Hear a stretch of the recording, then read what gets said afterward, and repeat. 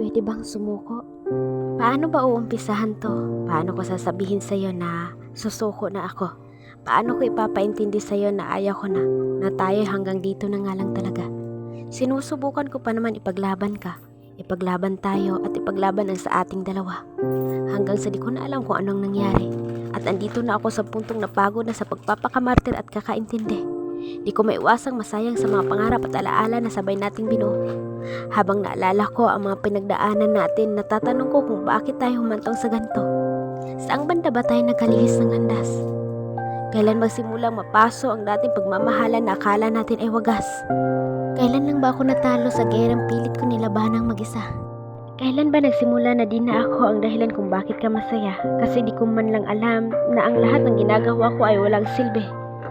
Dahil di na pala ako ang rason kung bakit ka ngumingiti.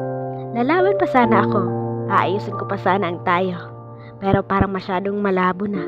Kasi kahit di mo man sabihin sa akin ng direkta, alam ko na may pumalit na sa akin dyan sa puso mo.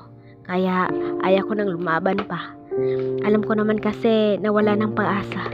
Wala ng pag-asa kasi meron nang siya. Hahayaan na lang kita kung sa kanya ka magiging masaya.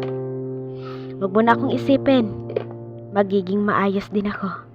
Di man magiging madali ang lahat ng to, pero kakayanin ko panigurado. Hinihiling ko lang na sana maging masaya at magtagal kayo. Siya ang makakasama mong bumuo sa mga pangarap mo. Dahil di na ako kasali sa susunod na kabanata ng iyong kwento. Hanggang dito na nga lang ako, hahakbang na papalayo sa buhay mo. Salamat sa lahat ng alaalang pinagsamahan nating pareho.